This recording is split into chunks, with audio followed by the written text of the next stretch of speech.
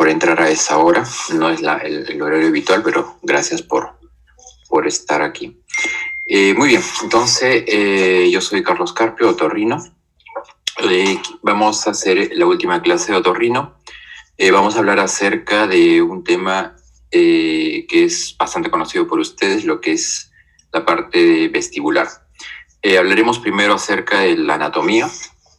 Revisaremos un poco lo que es la fisiología tanto vestibular y un poco revisemos de la parte auditiva. Y finalmente hablaremos de los síndromes vestibulares más frecuentes, que son el síndrome de Meniere, el vértigo posicional paroxístico benigno y la neuritis vestibular.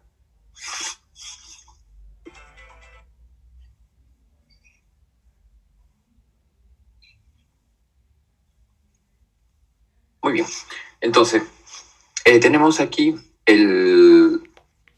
la parte del oído interno, que básicamente tiene dos componentes importantes, que es la parte vestibular, que está compuesta por los canales semicirculares, el anterior, el horizontal y el posterior, y la parte vestibular en sí, que está compuesta por el utrículo y el sáculo, y la parte anterior, que es la parte auditiva.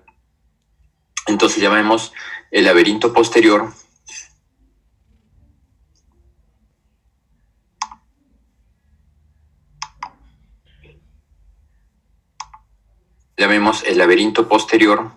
que es el que se encuentra en la parte vestibular, los canales semicirculares, como les repito, el anterior, el posterior y el canal semicircular horizontal. La parte media, que es el vestíbulo, donde se encuentra la parte vestibular, el utrículo, el sáculo, y la parte donde se asienta el oído medio, y la parte anterior, que viene a ser el laberinto anterior o la cóclea, ¿ya? Que es lo que compete a la parte auditiva.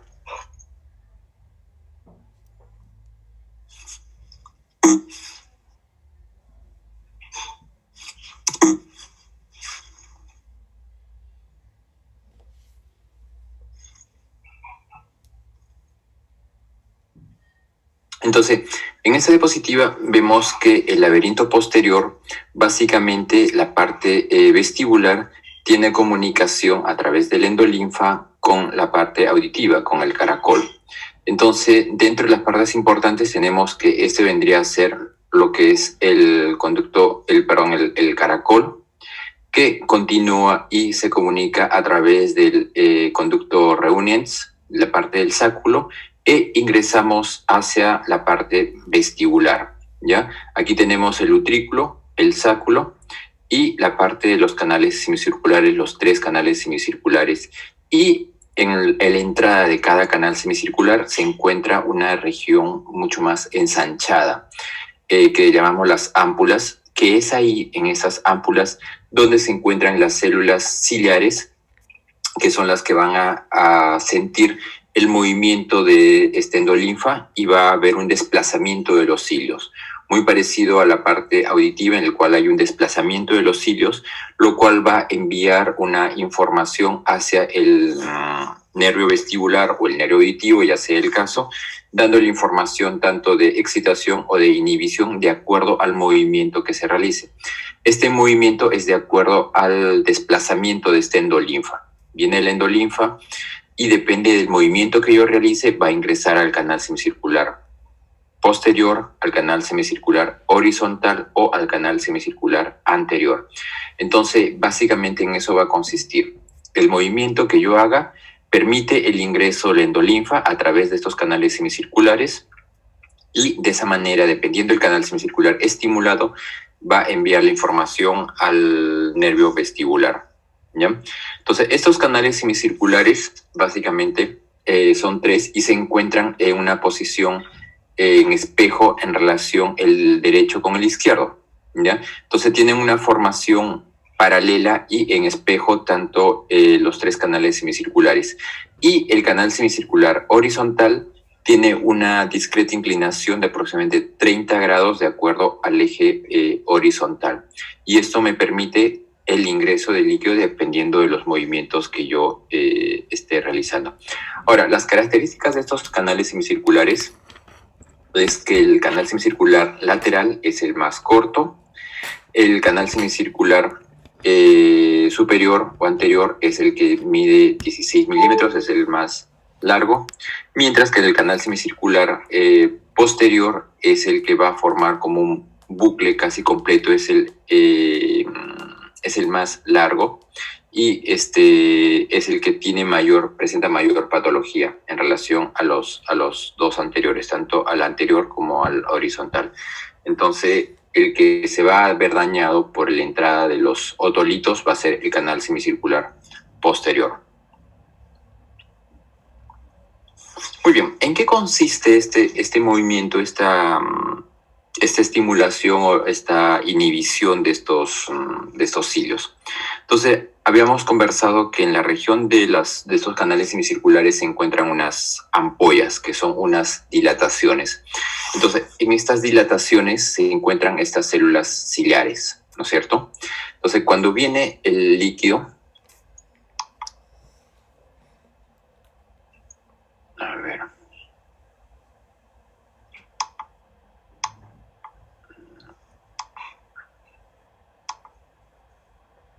ya, ahora sí.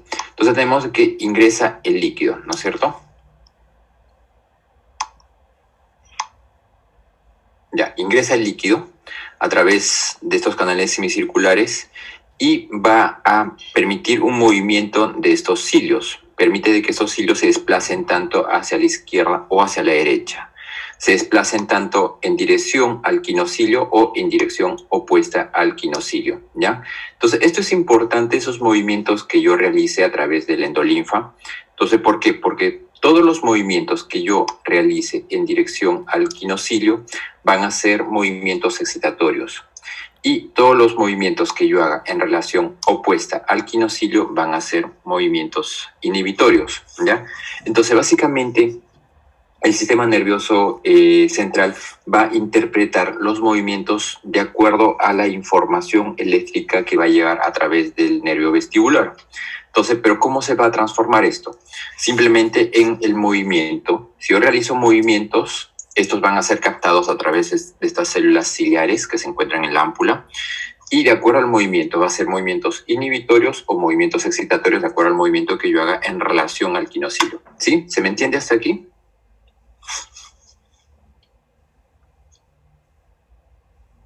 Sí, está claro. Entonces los movimientos que yo realice van a ser tanto inhibitorios o excitatorios dependiendo de la dirección que yo haga. Es decir,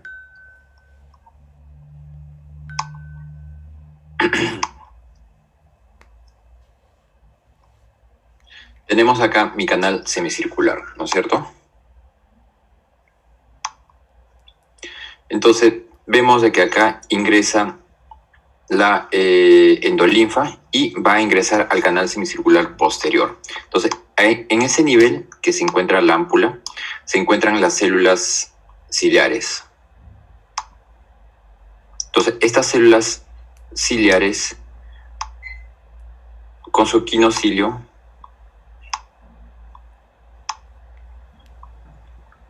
van a captar el movimiento que yo esté haciendo. Entonces, en este caso, supongamos que realizo un movimiento en dirección al quinocilio, ¿no es cierto?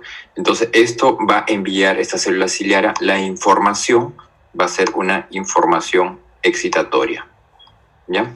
Pero supongamos que yo realice otro tipo de movimiento, en el cual mueva la cabeza y esta endolinfa va a salir y se va a alejar del quinocilio.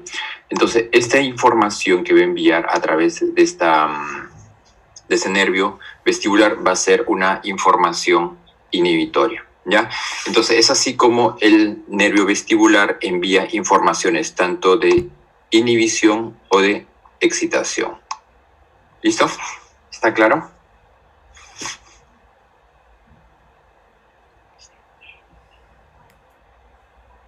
Ana Lucía Mendoza, ¿sí? ¿Se entendió?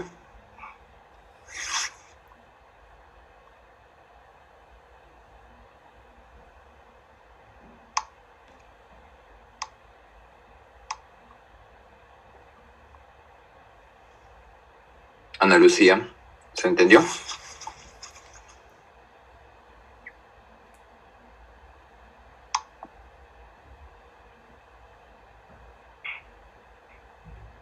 encuentra Álvaro Anderson?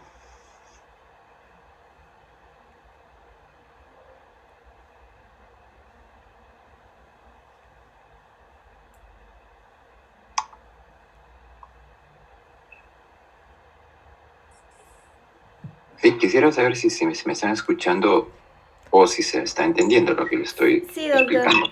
Doctor, Sí, se entiende, doctor. El micrófono dice. ¿Perdón?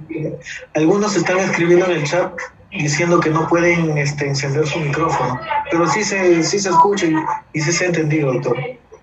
Ok, listo, continuemos entonces. ¿El audio está bien? ¿Sí? ¿Logran escucharme bien? Sí, doctor, claro. Ya, ok, perfecto. Muy bien. Entonces, tenemos que en la parte del vestíbulo, recordemos que hay una parte posterior, una parte anterior y la parte del vestíbulo. En la parte del vestíbulo, que es donde también se asienta el oído medio, se encuentra también el utrículo y el sáculo. Entonces, esto es muy importante porque a este nivel, a nivel del utrículo, es en el que se encuentran unas células ciliares y también se encuentran las otoconias. Entonces, estas otoconias, cuando se desprenden, van a ingresar hacia los canales semicirculares y esto me va a generar una patología que es el vértigo posicional paroxístico benigno, que vamos a revisarlo más adelante.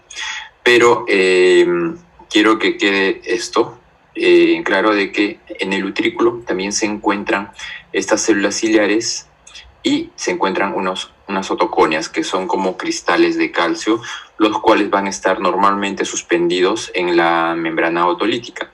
Y cuando hay generalmente traumatismos, estas otoconias o los otolitos se van a desprender y van a ingresar a los canales semicirculares. Entonces, ¿para qué me sirve el utrículo y el sáculo? Entonces, tanto el utrículo como el sáculo van a captar los movimientos que yo realice. Entonces, cuando yo realice movimientos tanto horizontales o verticales, van a ser captados tanto a nivel del sáculo o el utrículo. Así como en los canales semicirculares ingresaba el líquido, producía un movimiento de estos cilios, ya sea inhibitorios o excitatorios. Lo mismo va a ocurrir tanto en el utrículo y el sáculo, que van a haber movimientos tanto en dirección opuesta o en dirección del quinocilio. Y igual va a haber respuestas tanto positivas como negativas. Pero el utrículo y el sáculo solamente me va a servir para captar los movimientos que yo realice en forma lineal. El utrículo va a ser en forma horizontal y los movimientos que yo haga en forma vertical van a ser captados a nivel del sáculo. ¿Ya? Entonces, los movimientos lineales que yo realice son captados tanto en el utrículo como el sáculo, mientras que los movimientos que yo realice angulares van a ser captados a nivel de los canales semicirculares. ¿Ya? Es decir, si yo realizo un desplazamiento hacia atrás, es decir, me caigo de espaldas, entonces el líquido va a ingresar a través del canal semicircular posterior. ¿Por qué? Porque es un movimiento angular que yo realice y a ese nivel se va a producir tanto el estímulo o la inhibición. Si yo me desplazo en un ascensor, estos van a ser captados en el sáculo, ya sea los movimientos de ascenso o descenso, van a ser captados en el sáculo y va igual a enviar la información. Muy bien, hasta aquí estamos claros.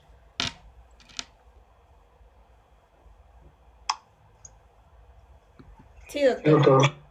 Ok, perfecto. Entonces, estos movimientos que yo realice van a ser tanto de estimulación o de inhibición y básicamente depende de qué movimientos yo esté realizando. ¿Listo? Muy bien. Entonces, esta endolinfa, este líquido endolinfático que se encuentra tanto a nivel auditivo como a nivel vestibular, va a recorrer tanto la parte del segmento anterior como el segmento posterior y así también como en el utrículo y el sáculo, ¿ya? Entonces, igual, hay patologías, que es el síndrome de Meniere, en el cual hay una afectación a nivel endolinfático, el cual este aumento de tensión a nivel endolinfático va a transmitirse también a los canales semicirculares, generando el vértigo, ¿ya? Entonces, esta endolinfa es un líquido que es rico en potasio, ¿ya? Y este aumento de potasio que tienen en relación a la perilinfa es lo que también va a generar el vértigo, que vamos a ver cuando veamos lo que es el síndrome vestibular.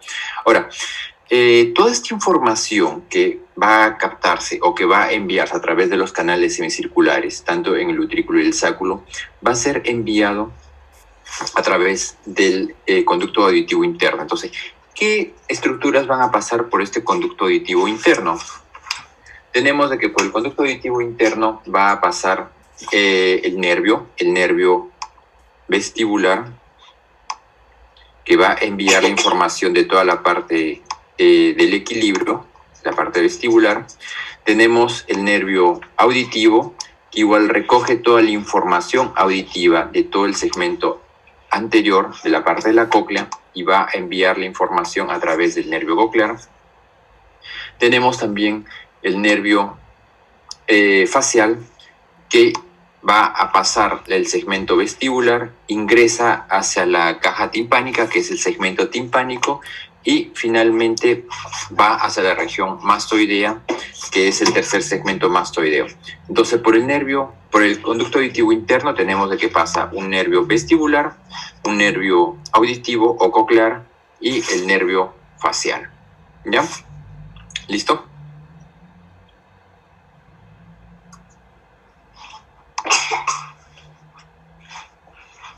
Entonces, toda esta información va a llegar al sistema nervioso central y lo va a integrar de acuerdo a los movimientos que yo realice. Es decir, el sistema nervioso central va a recoger la información tanto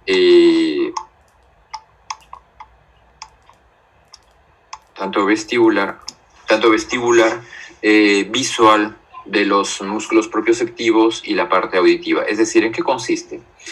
El sistema nervioso central recoge la información del canal semicircular, del utrículo y del sáculo. Eso le va a dar información cómo uno se está movilizando. Pero no solamente este sistema se va a basar en el sistema vestibular, sino que también va a recoger la información de los músculos propioceptivos, es decir, a nivel del cuello y a nivel del tendón de Aquiles se encuentran unos receptores de movimiento, de elongación del tendón de Aquiles y los músculos cervicales. Entonces, los movimientos que yo realice estando en una posición parada, o si me estoy inclinando hacia adelante o hacia atrás, esa información va a llegar también al sistema vestibular, que le indica que yo me estoy inclinando hacia adelante o hacia atrás, ¿ya? Después, ¿de qué otro órgano también recibe el apoyo en la parte del equilibrio? También recibe el apoyo de la parte auditiva, la cual le da información acerca del sonido, viene de determinado lugar y le da una información espacial como yo me estoy encontrando. También la parte auditiva y la parte visual, ¿ya? Entonces, todos estos órganos le van a enviar al sistema nervioso central cómo uno se encuentra parado, si es que hay algún movimiento, algún desplazamiento, o si es que la parte externa, es decir, los sonidos o la parte visual, se está integrando muy bien con la persona. ¿Listo? Y eso se apoya también en la parte vestibular, tanto los canales semicirculares como la parte utricular y sacular. Bien. Entonces, está claro la parte fisiológica, en qué consiste, cómo va a captar los sonidos, cómo va a captar los movimientos, cómo va a captar las imágenes, cómo va a captar la elongación de los músculos propioceptivos y le va a dar la información justo con el sistema vestibular de que cómo uno se está movilizando o cómo uno se encuentra. ¿Listo? Entonces, eso es lo normal. Ahora, ¿Qué es lo que pasa cuando ocurre alguna alteración exactamente en los canales semicirculares? Entonces hablamos del vértigo posicional paroxístico benigno. ¿En qué consiste el vértigo posicional paroxístico benigno? Consiste en que hay unos otolitos, las otoconias que habíamos hablado, que normalmente se encuentran en el utrículo, y que estos generalmente, por un traumatismo, generalmente comienzan a desprenderse y van a ingresar al canal semicircular. Entonces tenemos el canal semicircular, la región ampular, y aquí se encuentra el utrículo con las células ciliares y los otolitos, ¿ya? O las otoconias. Entonces, ¿qué es lo que ocurre? Estos otolitos, por alguna causa que generalmente suele ser idiopática y en segundo lugar es postraumático, entonces generalmente cuando los pacientes recuerdan que hay un evento traumático y semanas después asocian el vértigo, que es el segundo en frecuencia, los traumatismos, entonces estos otolitos se van a desprender y van a ingresar junto con la endolinfa al canal semicircular que se está estimulando. En este caso, tenemos mi célula ciliar, comitino cilio, ¿ya? Entonces, ¿qué es lo que pasa? Estos otolitos que tienen un mayor peso van a ingresar y van a producir una sobreestimulación por el peso que van a tener estos otolitos, ¿ya? Entonces, y eso va a enviar un estímulo o una inhibición exagerada, ¿ya? Entonces, en eso consiste el vértigo, es la sobreinformación que va a existir sobre las células ciliares por el mayor peso que tienen esos otolitos, ¿ya? En eso consiste el vértigo posicional. Entonces, hay unas teorías de estos otolitos, que es la cupulolitiasis o la canulolitiasis. ¿En qué consisten estas teorías?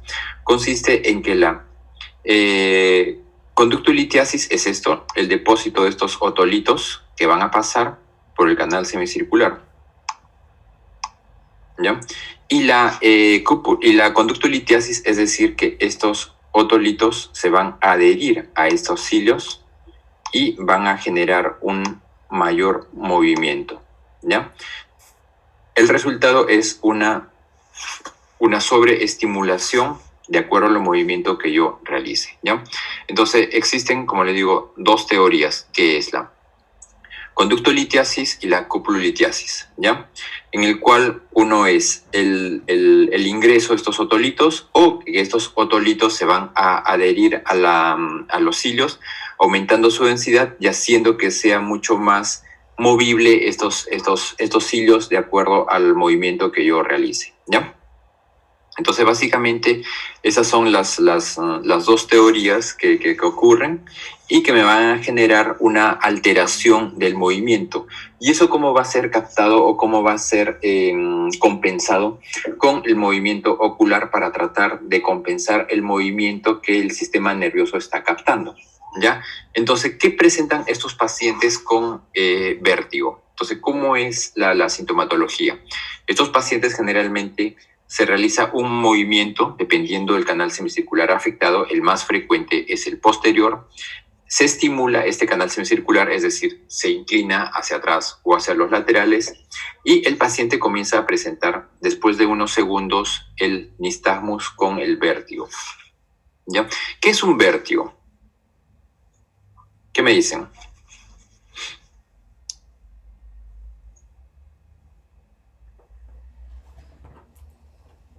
Beatriz Boyeno, ¿qué es un vértigo? Buenas noches, doctor. Buenas ¿Un mareo, noches. doctor? No es un mareo. Sí es importante distinguir lo que es un vértigo, lo que es una inestabilidad o lo que es un mareo.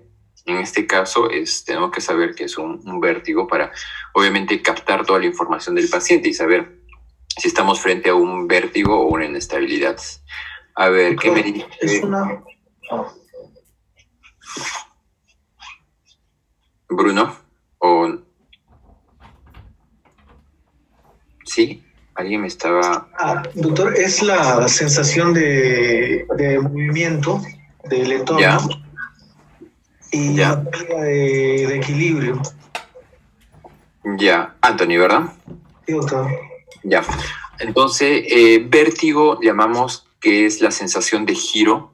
Este giro es tanto que la persona está girando o que las cosas alrededor están girando. Entonces, eso es lo que es un vértigo, ¿ya? Entonces, necesariamente cuando nosotros hagamos la anamnesis, tenemos que preguntar y repreguntar al paciente, porque el paciente nos va a dar la información de que se encuentra mareado. Así, literalmente nos dice, sí, me encuentro mareado. Pero hay que saber si es que este mareo lo interpreta es un vértigo o lo está interpretando como una inestabilidad. Entonces, cuando yo sienta que yo estoy girando o que las cosas están girando, eso es un vértigo. Entonces, si es que se trata de un vértigo, ok, yo tengo que saber si ese vértigo es periférico o es central. Entonces, si este vértigo es periférico, estamos dentro de los 3 vértigos más frecuentes. Hablamos del vértigo posicional, que es el que estamos hablando ahora. Podemos pensar que es una neuritis vestibular o un síndrome de Meniere, ¿ya? Ahora, si este vértigo es de origen central, entonces yo tengo que hacer algunos exámenes y ver si es que se trata de una patología central, es decir, que hay algo en el sistema nervioso que me está generando este vértigo, ¿ya? Entonces, el kit de todo esto es saber distinguir si es un vértigo central o si es un vértigo periférico. Si es un vértigo periférico, ok, ese es el tema de hoy, lo que estamos hablando. Entonces, tenemos que saber cuál de estas 3 patologías más frecuentes es el vértigo, ¿ya?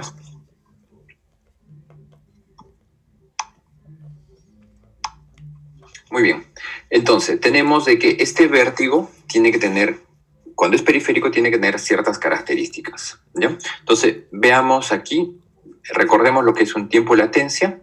Tiempo latencia es el tiempo que demora desde que se produjo el estímulo hasta que llega al célula ciliaria y esta envía al sistema nervioso central la información de que se está produciendo una alteración de este movimiento exagerado, ¿ya?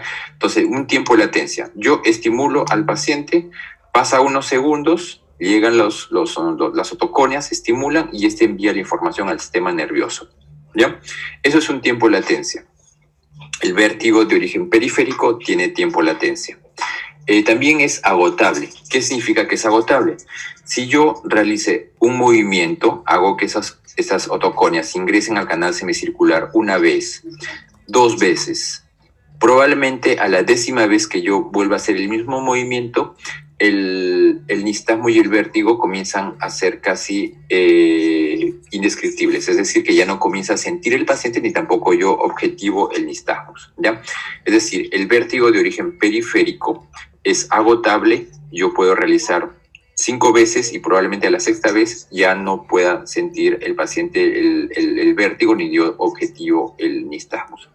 A diferencia del vértigo de origen central, en el cual yo realice 50 movimientos y los 50 movimientos voy a presentar el nistagmus y el paciente el vértigo, ¿ya? Entonces esas son las diferencias, así también no tiene tiempo de latencia. Estímulo y de inmediato el paciente presenta el vértigo del nistagmus. Entonces veamos aquí, este es un paciente con un vértigo periférico, en el cual lo estimulan, lo ponen de un lado o del otro lado, pasa unos segundos y comenzamos a objetivar el nistagmus.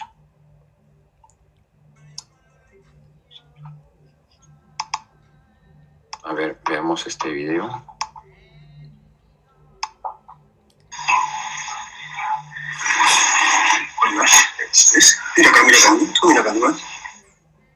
Ven, pasa unos segundos. Ahí están estimulando un canal semicircular.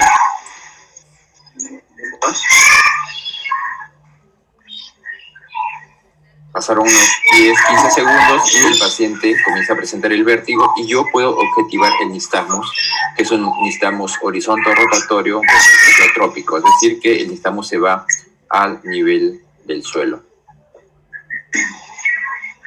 Igual este nistagmus dura unos 1 minuto, 2 minutos y luego comienza a disminuir.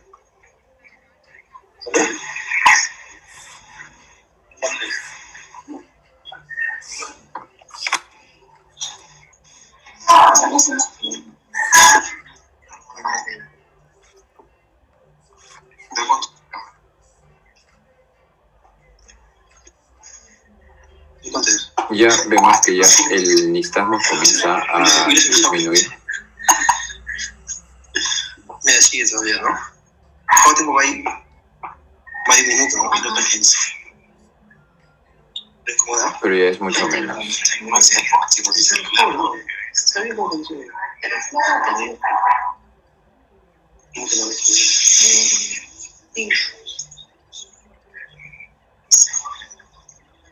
Entonces, la importancia de nosotros poder ver el nistagmus, la orientación del nistagmus, para podernos dar cuenta si es un vértigo periférico o central. Si es periférico, incluso nos puede decir cuál es el canal semicircular afectado. Bien. Entonces, hay algunas maniobras las cuales nos va a dar la orientación de cuál es el canal semicircular que se está afectando.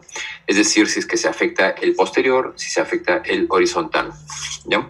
Entonces, si es que yo comienzo a realizar movimientos hacia posterior o hacia lateral, me puede estar indicando que puede haber alguna alteración y el paciente presenta el nistagmus, entonces nos puede decir que puede estar afectado el canal semicircular horizontal.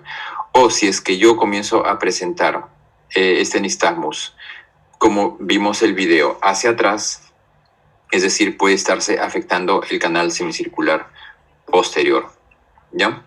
Entonces, básicamente es necesario ver el nistagmus, ver la sintomatología que tiene el paciente para que nosotros podamos decir cuál es el canal semicircular afectado, si es el anterior, si es el posterior o el horizontal, de acuerdo a los movimientos que yo tenga, de acuerdo al movimiento que yo realice, y presenta el vértigo y el nistagmus nos puede dar ciertas luces, ¿ya? Pero también es necesario, cuando tengamos este vértigo, pensar también en otras patologías que me puedan generar o simular un vértigo posicional. Tenemos que hacer un diagnóstico diferencial con una patología que es la enfermedad de Meniere, pero esta enfermedad de Meniere está asociado a la hipoacusia. Entonces, cuando yo pueda tener vértigo asociado a hipoacusia, tengo que sospechar de que hay una enfermedad de Meniere. También tengo que pensar en una neuritis vestibular, pero el problema es de que aquí la duración de este vértigo es de horas, al igual que el Meniere.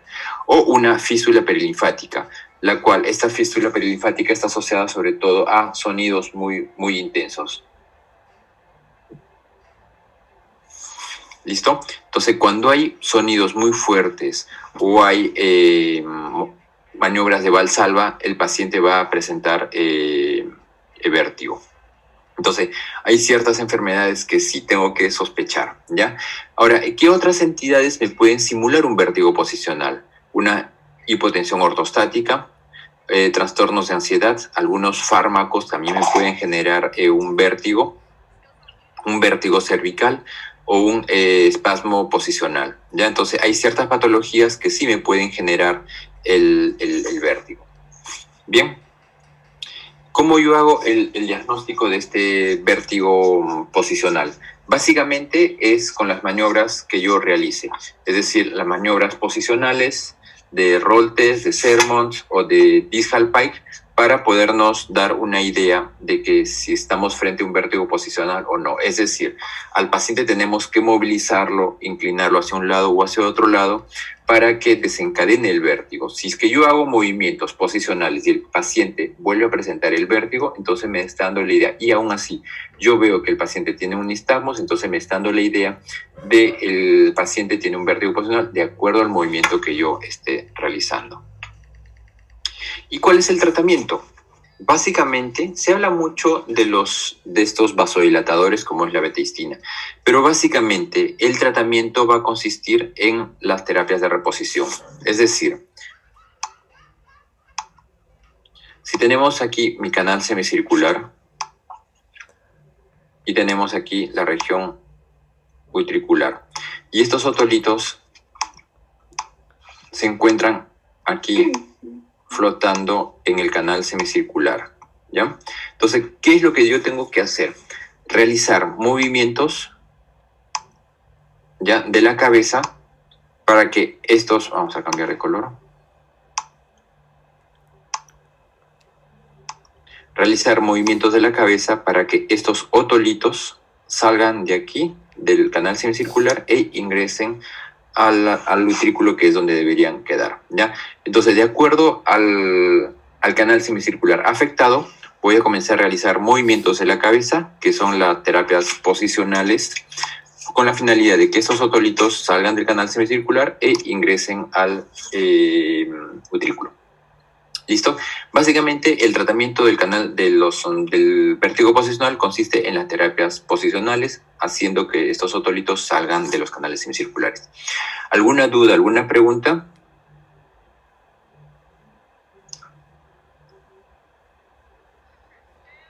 Doctor, una pregunta. Por ejemplo, la terapia de reposición se hace los movimientos de cabeza de acuerdo al lado que esté afectado.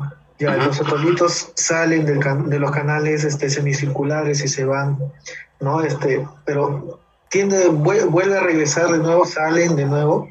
Ya, generalmente, si es que yo realizo una terapia adecuada, es decir, de que hago que ingresen esos otolitos, me puede decir que hay hasta un 85% de éxito en la terapia, lo cual significa que si yo, cumpliendo las indicaciones, realizando una maniobra de reposición adecuada, tengo un 15% de probabilidades de fracaso que estén todavía algunos otolitos flotando, ¿ya? Es decir, que se puede volver a repetir esta maniobra generalmente es a los 5 días o 7 días, con la finalidad de que ese 15% de otolitos que no lograron reingresar o ingresaron y se volvieron a salir, entonces con esa maniobra, nuevamente que vuelvo a repetir, puedo lograr que vuelvan a ingresar ese 15% que aún falta, ¿ya? Lo cual quiere decir que hay un 15% que aún de fracaso cumpliendo todas las indicaciones, que puede persistir el paciente todavía con el vértigo, y eso es necesario explicarle al paciente, porque el paciente puede entender como que el tratamiento no me sirvió, ¿ya? Entonces hay que explicarle que sí, hay un porcentaje todavía de que se tiene que volver a repetir esta maniobra. ¿Listo? Gracias. Entonces, básicamente, y el tratamiento simplemente es los ejercicios que tienen que hacer, esas maniobras, esos movimientos de la cabeza que hay que hacerle, ¿ya? Entonces, no es necesario dar ningún tratamiento, porque ningún tratamiento hace que estos otolitos reingresen nuevamente a su lugar de origen. Suficiente con las terapias posicionales, se puede volver a repetir la segunda terapia a la semana.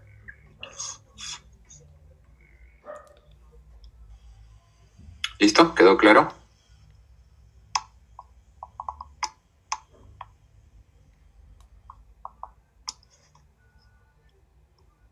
Ok. La segunda patología, en frecuencia también, es la neuritis vestibular.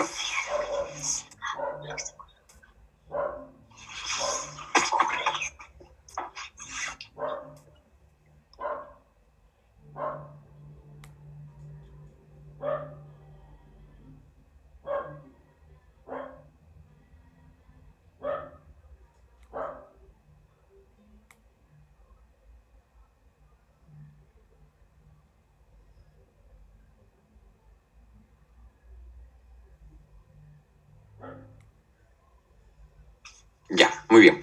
Entonces, hablamos de la neuritis vestibular. ¿Qué es la neuritis vestibular? Básicamente es una afectación o una inflamación del nervio vestibular.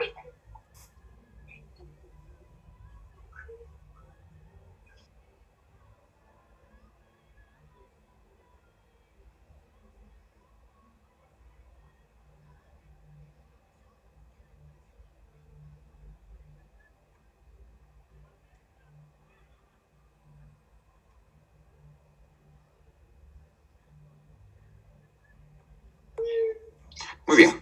Entonces, tenemos que esta neuritis vestibular básicamente es una patología igual vertiginosa, es decir, que el paciente va a sentir el vértigo, pero este vértigo tiene una característica que es mucho más constante. Vimos de que el vértigo posicional, el vértigo es 1 minuto, 2 minutos, pero y hay el antecedente generalmente de un traumatismo. Entonces, el vértigo, la neuritis vestibular básicamente es una inflamación del nervio vestibular. Esto me va a generar un vértigo, pero este vértigo es mucho más constante. El paciente puede presentar el vértigo por horas, por días, incluso se habla de por semanas, e incluso hay un vértigo residual, ¿ya?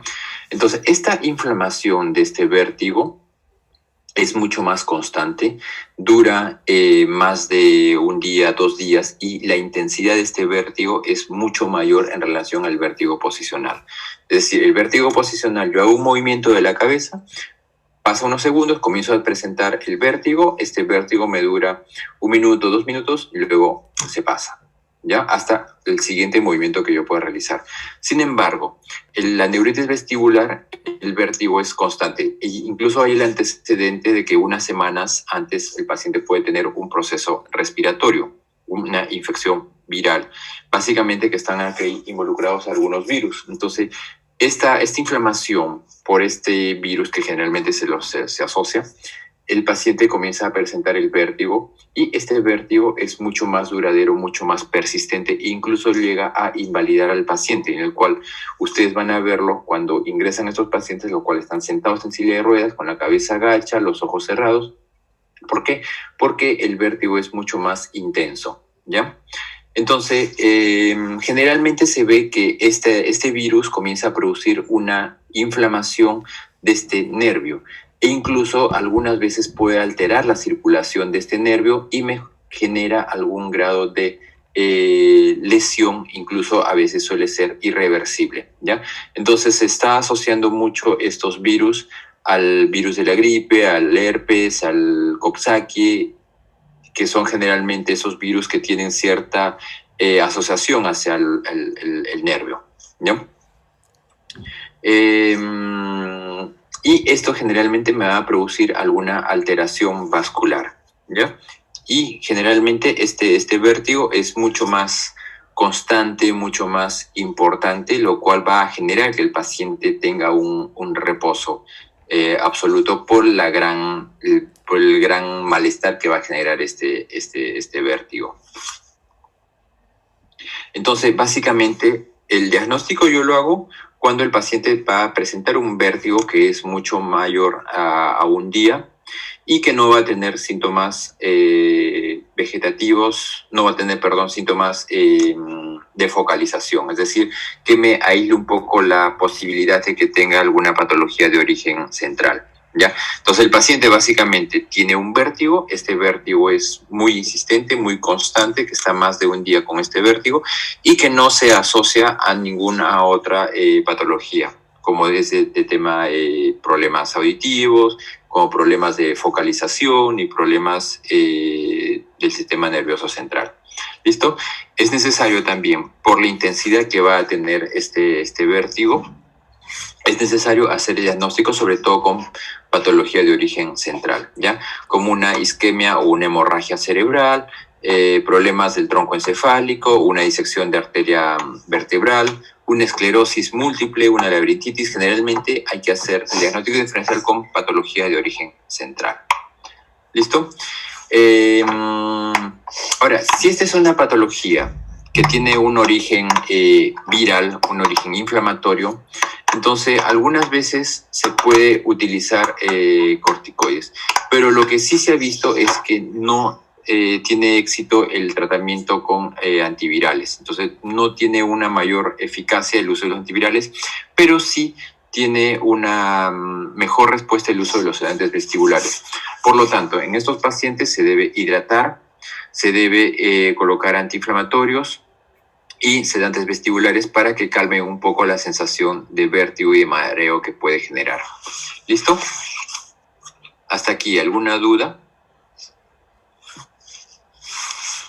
Doctor, una pregunta. Por ejemplo, la neuritis vestibular, usted acaba de mencionar que no, los antivirales no tienen mucha eficacia, o sea, sí hay que hacer un tratamiento paliativo, sintomático. Así es. Entonces, básicamente, cuando hay un problema viral en este caso, sí, hay que hacer un tratamiento sintomático para que le quite un poco este cortejo que va a generar el mareo, la inestabilidad, esa sensación, incluso las náuseas y los vómitos. Entonces, básicamente es sintomático hasta que pase este proceso inflamatorio que es el nervio, ¿no?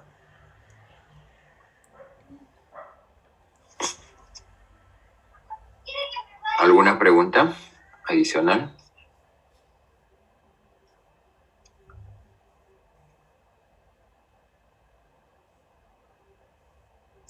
Ok, perfecto. Y finalmente hablaremos de la última patología, lo que es el síndrome de Meniere. Este síndrome de Meniere,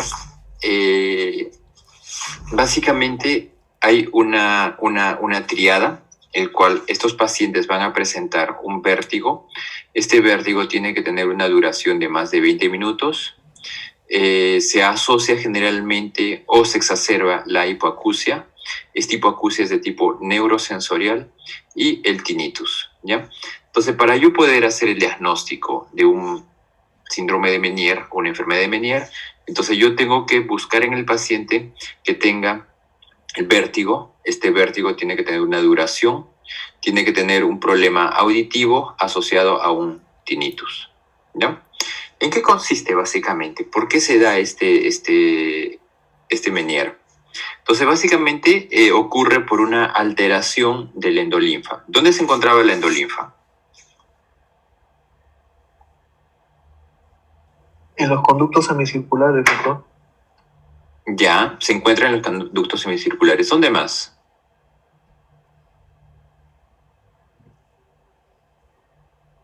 En el vestíbulo, doctor. En el vestíbulo, ¿ya? Entonces, básicamente, gracias, Antonio. Entonces, este endolinfa básicamente se va a encontrar en la rampa media a nivel auditivo y a nivel vestibular, ¿no es cierto?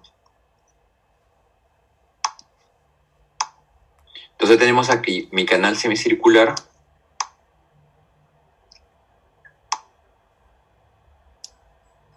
y esto tiene comunicación con el caracol, ¿no es cierto? Entonces, a nivel auditivo y a nivel vestibular va a recorrer esta endolinfa. Entonces, ¿qué es lo que ocurre en el Meniere? Tenemos aquí mi caracol, ¿no es cierto? Este caracol tiene 3 divisiones, tiene 3 segmentos. Tenemos la rampa vestibular, la rampa timpánica y la rampa coclear, ¿no es cierto? Entonces, en la rampa coclear, en la rampa media, es donde se encuentra la endolinfa. ¿Qué es lo que ocurre en el Meniere? Ocurre de que hay una alteración tanto en la producción o en la reabsorción de esta endolinfa. Es decir, ¿qué ocurre? Bien, comienza a producir mayor endolinfa o se altera la reabsorción de esta endolinfa, haciendo de que haya una mayor contenido de líquido endolinfático, ¿ya? Entonces, aumenta la tensión a nivel de esta rampa coclear por la distensión de este líquido endolinfático, generando fracturas, generando fisuras a nivel de la membrana basilar o la membrana de Reisner, generando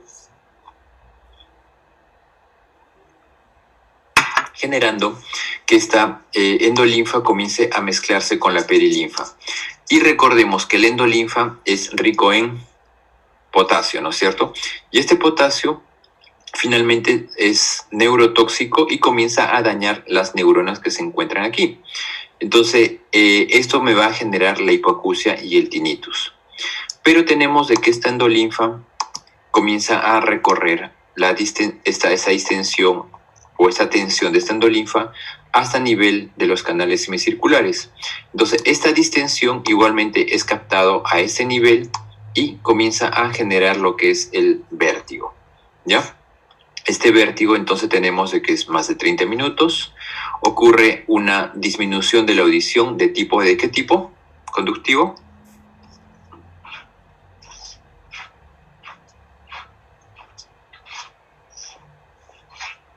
Joana Eches.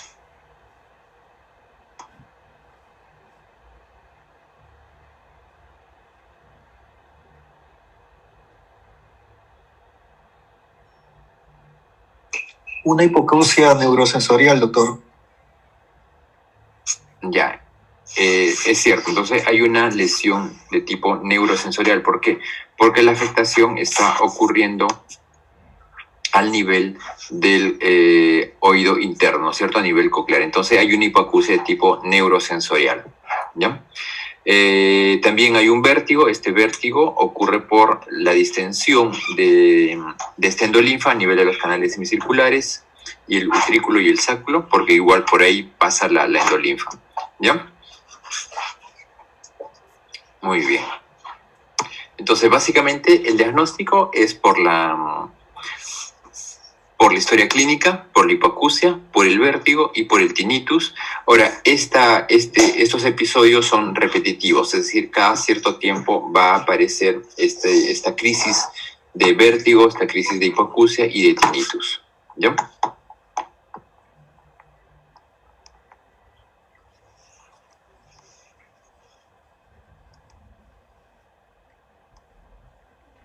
Entonces, ¿en qué consiste?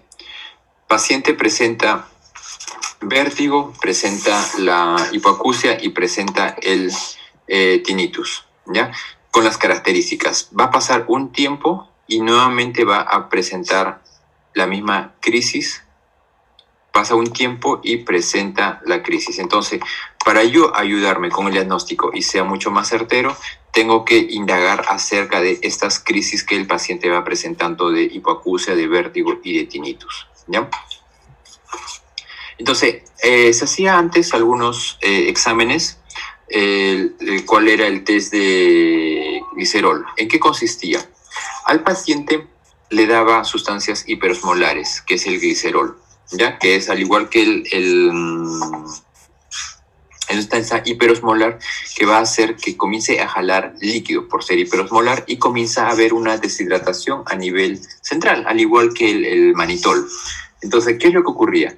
Si es que hay una distensión, hay un hidrops endolinfático, hay un aumento de tensión por aumento de líquido endolinfático a este nivel de la rampa coclear, si yo comienzo a darle una sustancia hiperosmolar, ¿qué va a hacer? Va a comenzar a jalar líquido. Entonces me va a producir una deshidratación a nivel central y va a comenzar a jalar líquido y va a mejorar la sintomatología. Disminuye la hipoacusia, es decir, mejora su audición, disminuye lo que es el vértigo y al igual el tinnitus igual comienza a disminuir.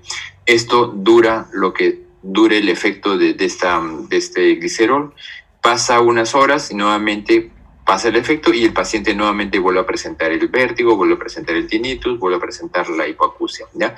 Entonces con eso se hacían audiometrías constantes para ver si es que había mejoría auditiva con esta sustancia hiperosmolar que se le daba al paciente para corroborar el diagnóstico. Entonces ese era uno de los exámenes que se hacía para poder llegar al diagnóstico de Meniere. Entonces, el tratamiento básicamente en qué va a consistir una vez que yo haga el diagnóstico. Básicamente va a consistir en dar un tratamiento durante la crisis,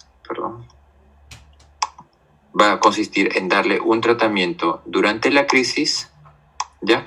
Que consiste en diuréticos, en sedantes vestibulares para mejorar la sintomatología, diuréticos para que produzca un grado de deshidratación y mejoría el paciente, y otro tratamiento de mantenimiento que básicamente es dieta, es otro estilo de vida baja en sal, y nuevamente si es que el paciente presentaba nuevamente su crisis, se le daba nuevamente el tratamiento con vasodilatadores, con diuréticos, con sedantes vestibulares, y en eso básicamente es el tratamiento.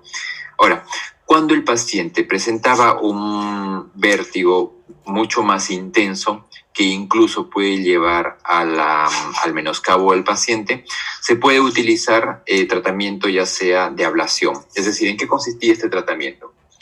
Recordemos de que a nivel del oído hay un nervio vestibular y hay un nervio auditivo. Entonces, al paciente ya no le interesaba la parte auditiva porque más era la limitación, el vértigo que le generaba.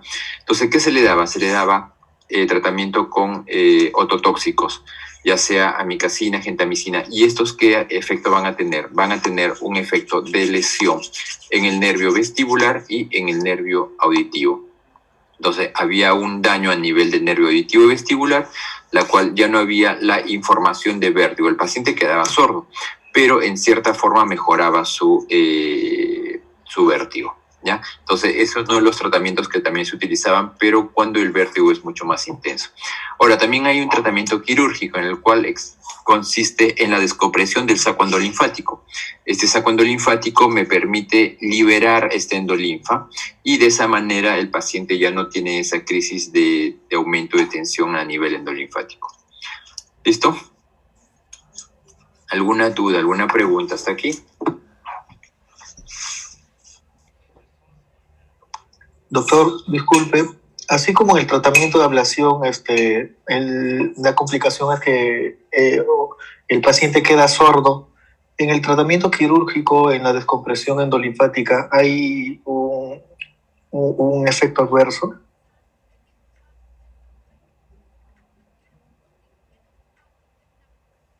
No, básicamente es propio de la cirugía. No, básicamente no, es como el riesgo que tiene es el hecho de someterse a una cirugía de oído, que algunas veces puede haber alguna disminución de la audición por el daño de la misma cirugía, pero en sí no, simplemente es abrir ese saco y hacer que esa endolinfa se salga hacia el líquido cefalorraquídeo, ¿no? Básicamente en eso consiste. Gracias, doctor. Ok, Anthony. ¿Alguna otra pregunta?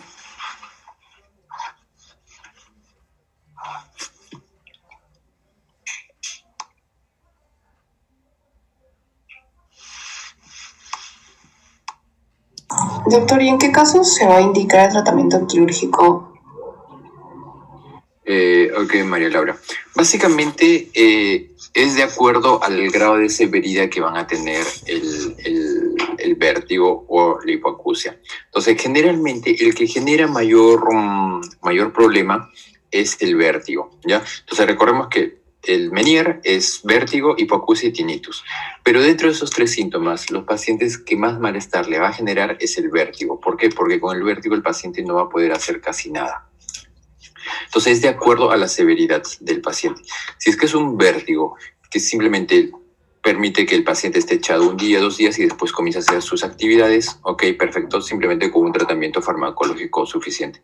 Pero ¿qué es lo que pasa si es que este vértigo es mucho más constante, que comienza a presentarlo cada semana o cada 2 semanas o cada mes y que lo tiene 1 semana o 2 semanas en la cama por el grado de vértigo que le va a generar? Entonces es de acuerdo al riesgo-beneficio que el paciente tiene. Si es un paciente que ya le imposibilita trabajar, hace que el paciente esté en la cama 1 semana, 2 semanas, 1 vez al mes o 2 veces al mes. Entonces, es básicamente, dependiendo de la severidad que va a tener, se puede indicar un tratamiento quirúrgico o un tratamiento de ablación del nervio vestibular y auditivo. Entonces, en eso consiste básicamente la elección del tratamiento.